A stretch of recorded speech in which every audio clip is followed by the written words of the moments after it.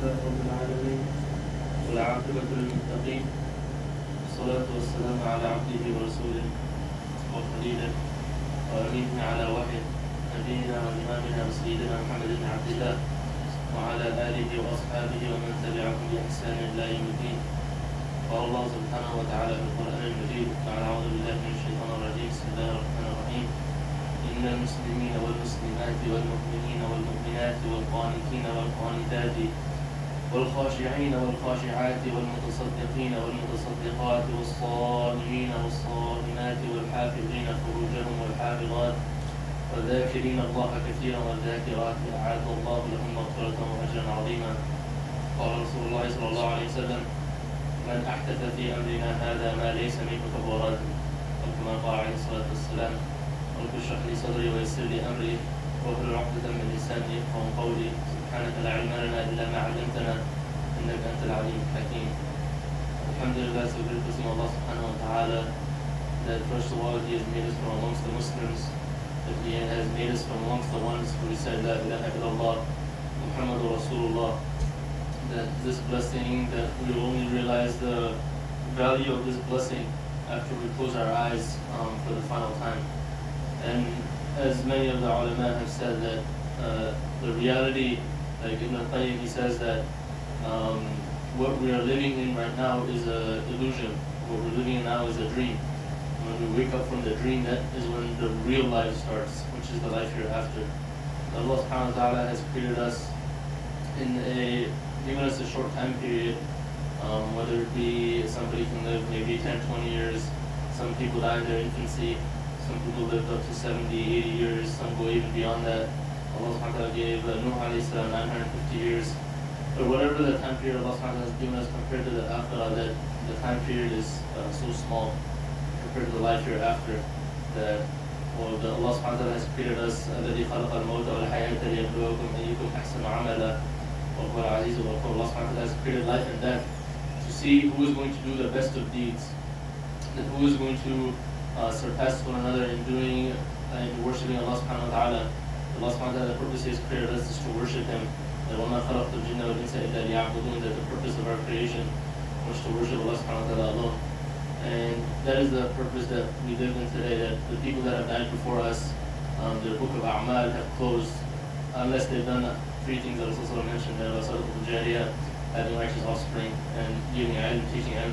Other than that, for the most part, the people who have died, their book of A'mal, their book of deeds is closed. They can no longer do anything. That on the day of, that's why one of the names of the day of judgment is Yawm al-Hasra, the day of regret. That people will regret on that day, oh, if Allah subhanahu wa ta'ala would send me back, I would just say one subhanallah. I would say one alhamdulillah. Because the Prophet he says in a hadith, narrated by Abdullah ibn Mas'ud in Sahih Muslim, he says that when he went to Isra al-Mi'raj, he said, I came into the Jannah, Jibreel took me into Jannah, when I saw Jannah, I saw the ground, it was very fertile, but it was completely empty, barren. There was nothing there. It was just, the ground was made of musk, and it was very fertile, but I saw that there was nothing there, and it was barren. And he said that whoever says, and then it is the job of the son of Adam to plant whatever he's going to plant before he gets there. If you say, once subhanAllah, Allah subhanahu wa ta'ala Allah subhanahu wa ta'ala makes the soil of Jannah, it comes up into a tree, from the tree. So whatever the a'mal we do, that's how it builds for the life hereafter, and whatever the actions we do in this world, the consequences are in the hereafter. And that's why Allah subhanahu wa ta'ala consistently tells us in the Quran that always have taqwa in Allah, have fear of Allah. Whenever we do good deeds, وَمَن يَتَّقِ اللَّهَ يَجْعَل لَهُ مَخْرَجًا. That's Allah subhanahu wa ta'ala, the promises of Allah subhanahu wa ta'ala are for the one that has taqwa, the fear of Allah. The fear of Allah is not, the thing about the creation is that when you fear something, if you see something scary, you run away from it. But Allah subhanahu wa ta'ala is something unique, that when you fear Allah subhanahu wa ta'ala, you turn back to Allah subhanahu wa ta'ala. But when it's the creation, say, I don't know, a ferocious animal is there, you're going to turn around and run the other way. But Allah subhanahu wa ta'ala, you can't run anywhere. So wherever you go, the dominion of Allah subhanahu wa ta'ala is there. So in order to seek protection from and feel Allah subhanahu wa ta'ala, you have to turn back to Allah subhanahu wa ta'ala and ask Him. And that's why Allah subhanahu wa ta'ala has sent many anbiya, messengers and warners, with signs from Adam alayhi salam all the way to Rasulullah sallallahu alayhi wa sallam. And all of them came with signs to warn the people, that Allah subhanahu wa ta'ala sent them as warners, and to mankind, that one day we live in this world, but one day you have to leave. and what have you prepared for the day you leave? And that's what Allah subhanahu wa ta'ala even said. Rasulullah sallallahu alaihi wasallam, and even if we look at the life, we talked about it a couple weeks ago about the hardships that the early Muslims had to go through for Islam to spread. It's something that started in the valley of Mecca, where it's just sand. I mean, even the plants, it's unbearable for them to sprout because there's so little rain. In that middle of the desert, one prophet of Allah subhanahu wa ta'ala gave Nabuwwah to Muhammad sallallahu alayhi wa sallam. And from there we see now Muslims are almost 2 billion people from one message that started in the middle of the desert and nowhere. And this was the promise of Allah subhanahu wa ta'ala to Rasulullah sallallahu alayhi wa sallam, that Allah subhanahu wa ta'ala would make Islam enter the house on the east and the west and the north and the south, all 4 corners of the world. And even when you look the hardships Rasulullah sallallahu alayhi wa sallam went through, we know the famous story of Ta'if, where he goes to the 3 chieftains. So Ta'if, usually in that time, those tribes used to have one leader. So after Abdul Muttalib died, Abu Talib was the leader of the Banu Hashim, and then Abu Jahl was the leader of Banu Makhzum. And there were other leaders like that of their own individual tribes. And so the unique thing about Ta'if was they had 3 leaders. So once their father died, they had 3 brothers. And they made an agreement amongst themselves that all 3 of us would rule our tribe together. And so this was the tribe of Banu Thaqif. And from Banu Thaqif, you know, like Hajjaj is also Hajjaj al-Thaqafi. Many people came from the tribe of Thaqif later on when you go and read Islamic history. But the point being that when Rasulullah went to Ta'if, he met with the 3 brothers, and all 3 of them mocked him, right? Like they said, one of them said that did Allah subhanahu wa ta'ala not find anybody else to give the prophethood to than you? And another one said that, I don't want to say anything to you because if you truly are a prophet, then I'm cursed. But if you aren't and you're a liar, then you're not worth me speaking to you. And so when Rasulullah was leaving the town, he stayed in the town for about a week. Ibn Ishaq al-Sirah, he says that he stayed about in the town of Thaqif, in the town of Ta'if, for about a week, just doing individual da'wah. And when the leaders noticed that some of the people were getting inclined toward Islam, that's when they sent basically thugs of the city to help Rasulullah sallallahu alaihi wasallam. And Rasulullah was with Zayd bin Haritha, and they both started fleeing, and they flee for about 3 kilometers where they were being pelted with stones. And Rasulullah eventually he goes and reaches the outskirts, and he takes there's a shade of a tree, and he goes and leans back against the tree, and he's bleeding so much so that there's blood in his sandals. And this was so usually the people of Quraysh, they used to have like what we call like a vacation spot, and many of the rich ones in Quraysh, in Mecca, they used to have a vacation spot in Ta'if. Ta'if is, even today, if you go in Ta'if, it's an elevated land, and it gets rainfall, so there is plantations there. So the rich of the Quraysh, they used to have plantations there. And one of them, Umayyah ibn Khalaf, he has a plantation there where Rasulullah is leaning against the tree. And when he sees that, even though they had hatred toward Rasulullah, but they still feel that he's one of our tribesmen, because they had a lot of asabiyya, like that's why Rasulullah warned against tribalism, right? Where he said that the one who practices tribalism is not from amongst us. Because they used to, even despite not liking Rasulullah and the religion he came with, they used to still have some connection just because he is related to us due to our tribe. So he sends his servant Adas to give him a plate of grapes. And Abbas reaches Rasulullah sallallahu alaihi wasallam. Rasulullah asks him, where are you from? Even in this state, Rasulullah sallallahu alaihi wasallam is looking to give da'wah. He says, I'm from Nineveh. So Rasulullah sallallahu alaihi wasallam, he says that, oh, you are from the town of my brother Yunus. He says, oh, how do you know Yunus? And he says, the Yunus came with the same message that Allah has sent me with.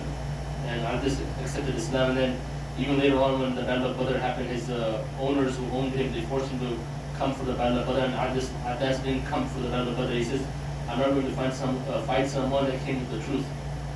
And we see many things, especially in the early seerah of the Quraysh testing Rasulullah sallallahu alaihi wasallam, and many of the Quranic verses that come in Mecca, we see through, if we read the Quran in light of the seerah.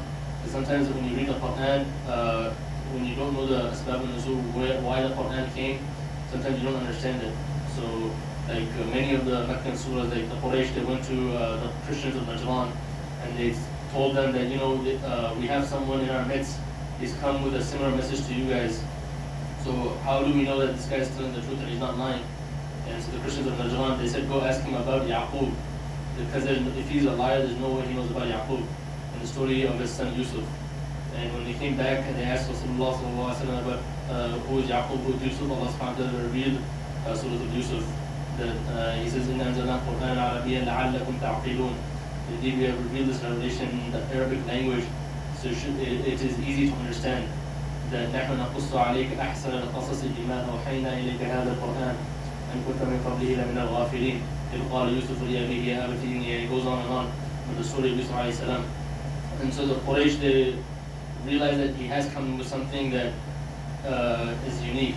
So they went to Yathrib at that time, which was not called Medina at that time. They went to the Jews that were living in Medina, and they asked them, what can we test him with? And so they said, ask him about 3 things. Ask him about the people that lived in the cave. There were some youngsters that were persecuted. What happened to them? Ask him about the soul. What is the reality of the soul? And ask him the 3rd question about a man that went from the east to the west. And they came back to Rasulullah and they asked him those 3 questions. And Allah subhanahu wa ta'ala did not send a revelation. So Rasulullah said, come back the next day and I will tell you about it.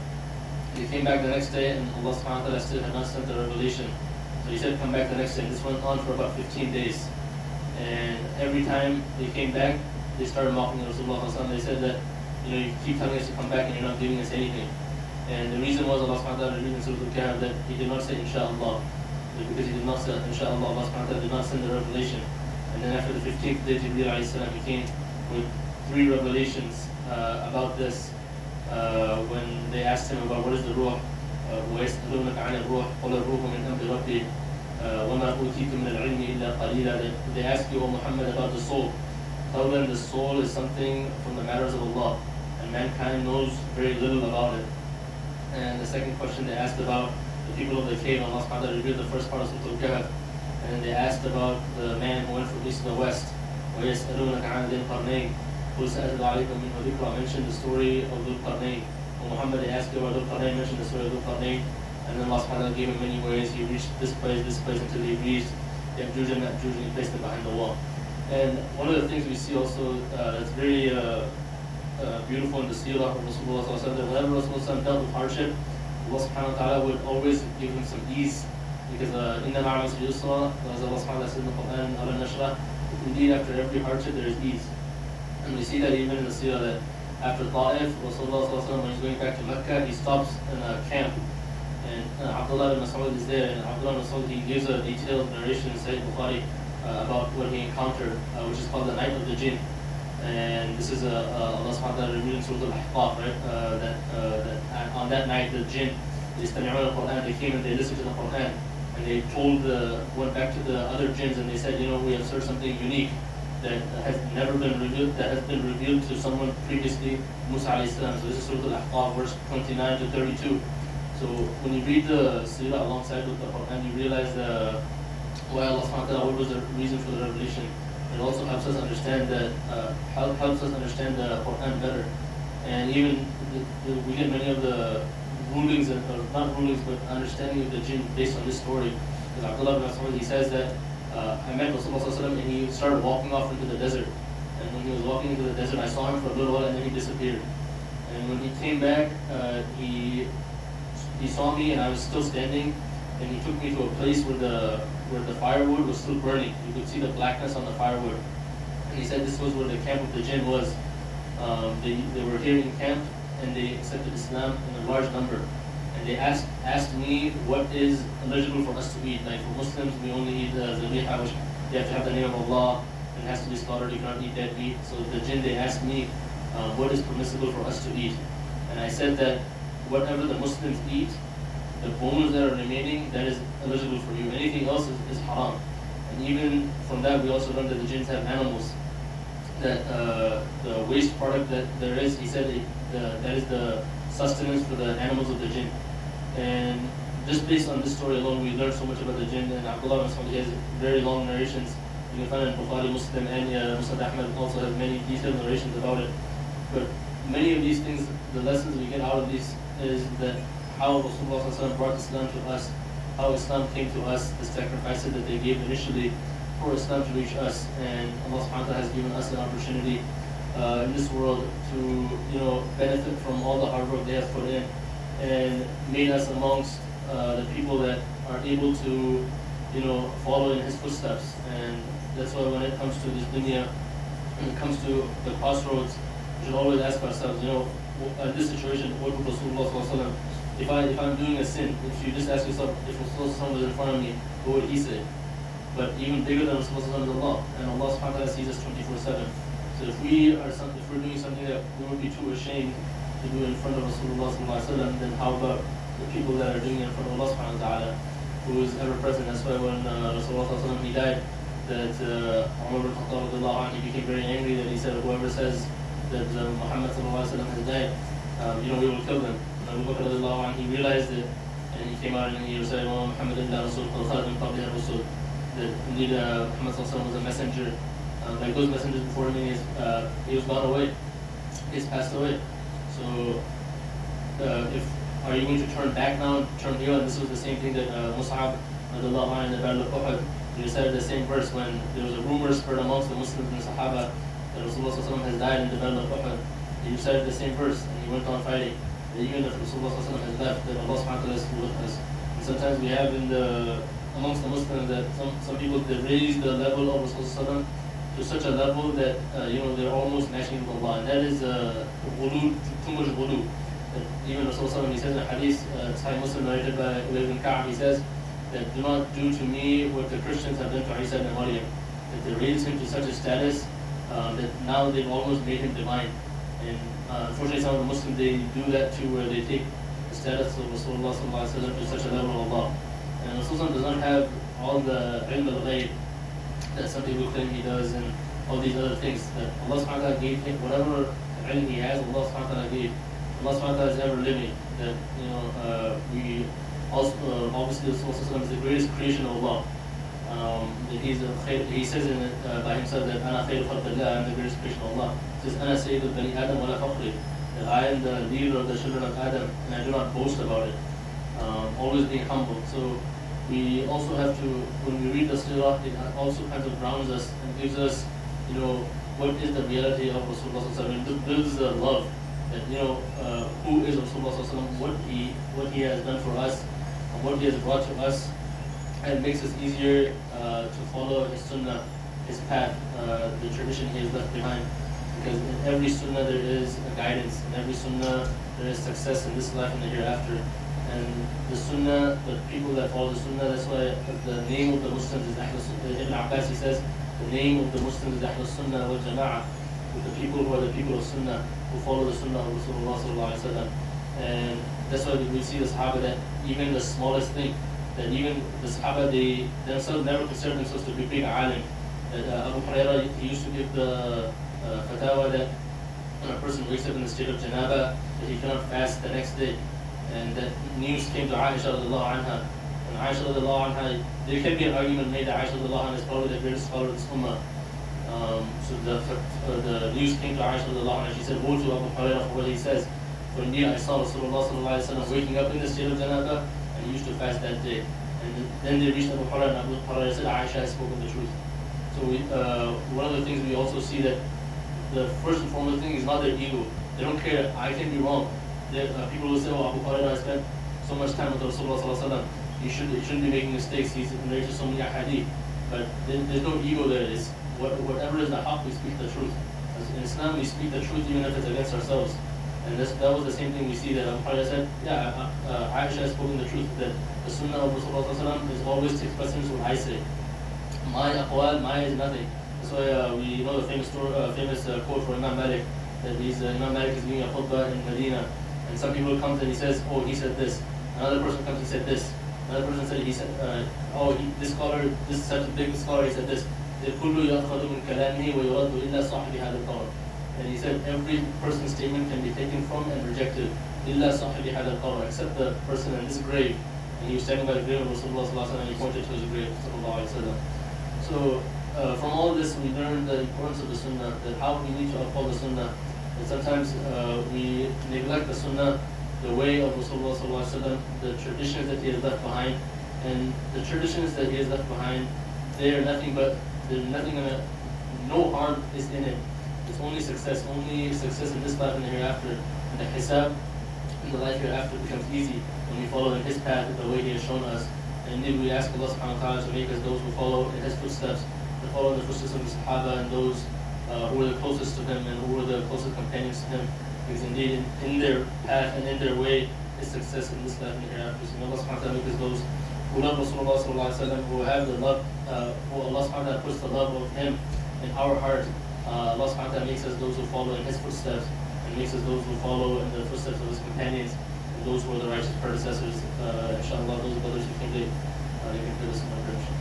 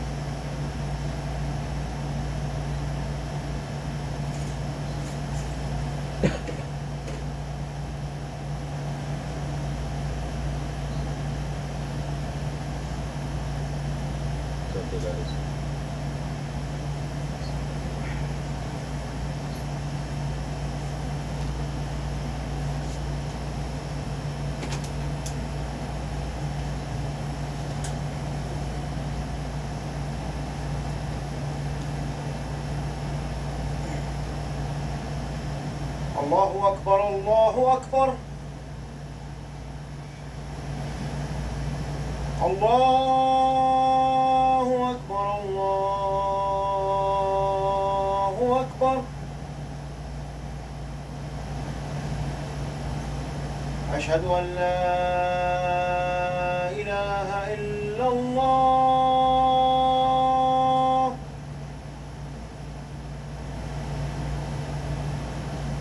أشهد أن لا إله إلا الله.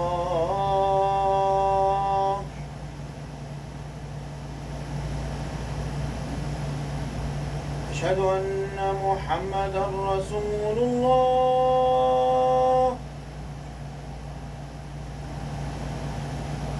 أشهد أن محمدا رسول الله.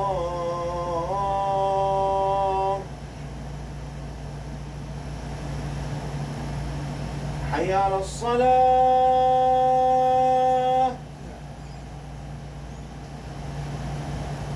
حي على الصلاة.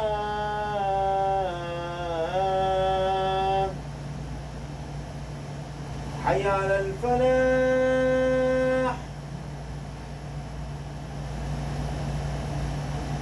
حي على الفلاح.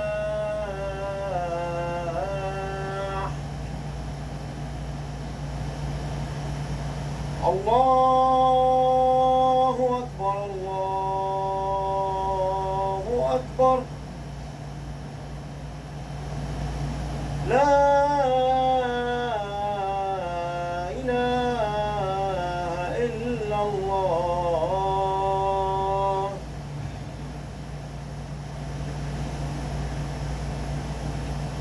الحمد لله نحمده ونستعينه ونستغفره ونؤمن به ونتوكل عليه ونعوذ بالله من شرور أنفسنا ومن سيئات أعمالنا من يهده الله فلا مضل له ومن يضلل فلا هادي له ونشهد أن لا إله إلا الله وحده لا شريك له لا مشير له لا وزير له لا صاحب له لا ولد له ونشهد أن سيدنا ونبينا وحبيبنا وشفيعنا محمدا عبده ورسوله أرسله بالحق بشيرا ونذيرا وداعيا إلى الله بإذنه وسراجا منيرا. أما بعد فإن أصدق الحديث كتاب الله وخير الهدي هدي محمد صلى الله عليه وسلم وشر الأمور محدثاتها وكل محدثة بدعة وكل بدعة ضلالة وكل ضلالة في النار. قال الله سبحانه وتعالى في القرآن المجيد بعد أعوذ بالله من الشيطان الرجيم بسم الله الرحمن الرحيم يا أيها الذين آمنوا اتقوا الله حق تقاته ولا تموتن إلا وأنتم مسلمون. قال رسول الله صلى الله عليه وسلم عجبا لأمر المؤمن إن أمره كله له خير وليس ذلك لأحد إلا للمؤمن إن أصابته ضراء شكر وإن أصابته سراء صبر وشكر أو كما قال عليه الصلاة والسلام. أستغفر الله لي ولكم ولسائر المسلمين والمسلمات فاستغفروه إنه هو الغفور الرحيم.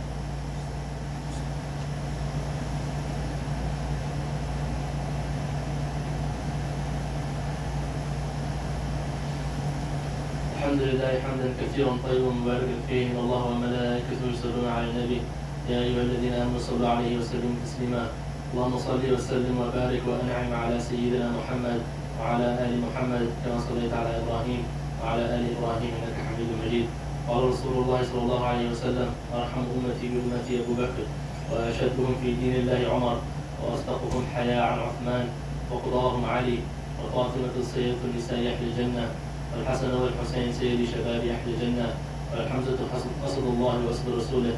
اللهم اغفر العباس من ولده مغفرة وظاهرة وباطنة لا تغادر ذنبا.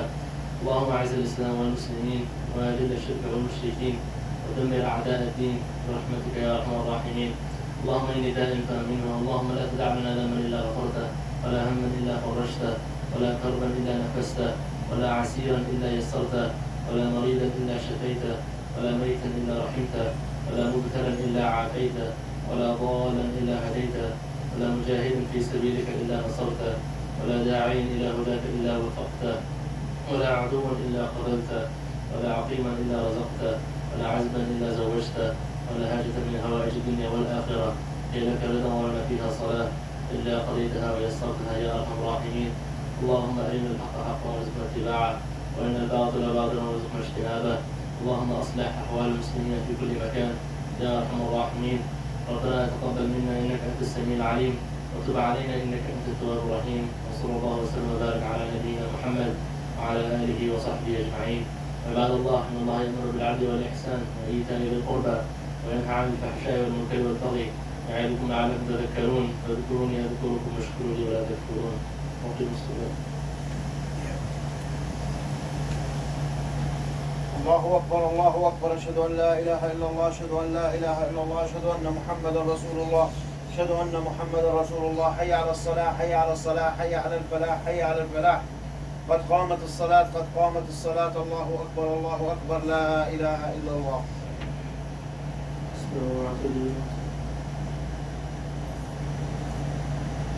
الله أكبر.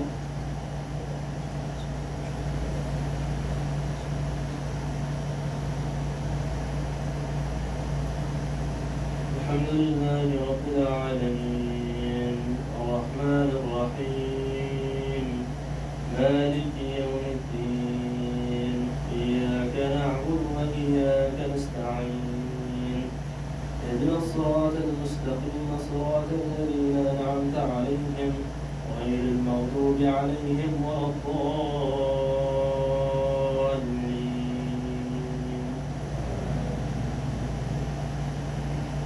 إن المسلمين والمسلمات والمؤمنين والمؤمنات والقانتين والقانتات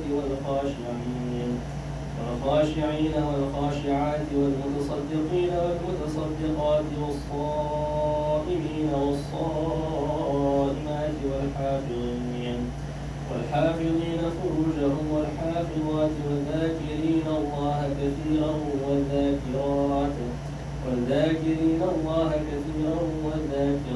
أعد الله لهم مغفرة وأجرا عظيما. الله أكبر.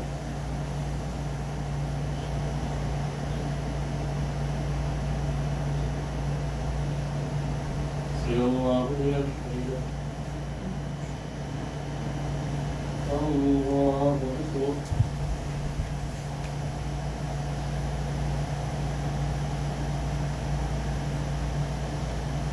الله أكبر.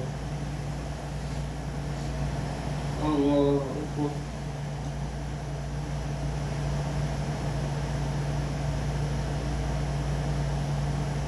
الله أكبر. الحمد لله رب العالمين الرحمن الرحيم مالك يوم الدين إياك نعبد وإياك نستعين اهدنا الصراط المستقيم